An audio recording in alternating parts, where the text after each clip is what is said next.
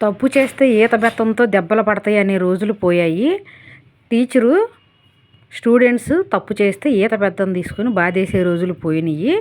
అలా బాధింది టీచరు అంటే స్టూడెంటు తల్లిదండ్రులు కొంతమంది, అందరూ కాదు, వెళ్ళి టీచర్ మీద యుద్ధం చేసేస్తూ ఉంటారు. ఆ రోజులు పోయి టీచరు స్టూడెంట్ను కొట్టే రోజులు పోయి స్టూడెంటే టీచర్ని కొట్టే రోజులు వచ్చేసాయి. ఎందుకంటే నిన్న ఒక సంఘటన జరిగింది. ఆ స్కూల్లో ఆ స్టూడెంటు ఫోన్ ఎక్కువగా చూస్తుందంట. అందుకని చెప్పి ఆ అమ్మాయి దగ్గర నుంచి టీచర్ ఫోన్ లాక్కుంది.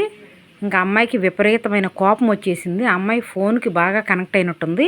టీచర్ని ఇష్టం వచ్చినట్టు బూతులు తిట్టి చెప్పుతో కొట్టేసింది.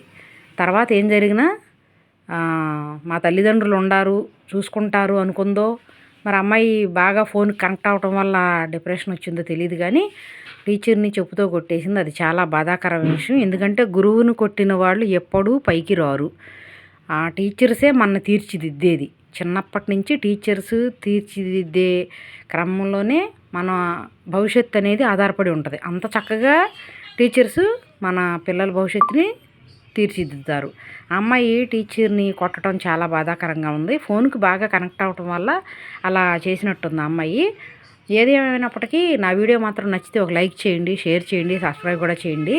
నెక్ని శోభెట్టి ఈ విధంగా తిప్పాలన్నమాట. ఇట్లా తిప్పుతున్నాను నేను. ఇలా తిప్పితే కోణం బాగా వస్తుంది. దీనికి నేను ప్రెస్సింగ్ క్యాన్వాస్ వేయలేదు. అంతకుముందు ఒక వీడియోలో పెట్టాను, సేమ్ నెక్ ప్రెస్సింగ్ క్యాన్వాస్ వేసి తిప్పేశాను. దీనికైతే నేను ప్రెస్సింగ్ క్యాన్వాస్ వేయలేదు. నా వీడియో కనుక నచ్చితే లైక్ చేయండి, షేర్ చేయండి, సబ్స్క్రైబ్ కూడా చేసుకోండి. ఇంతకీ ఆ అమ్మాయికి పనిష్మెంట్ ఏమి ఇచ్చి ఉంటారో మీకు ఏమైనా తెలిస్తే కామెంట్ చేయండి. నేనైతే తర్వాత వీడియో నేను చూడలేదు, ఏం జరిగిందో చూసే తీరిక లేక.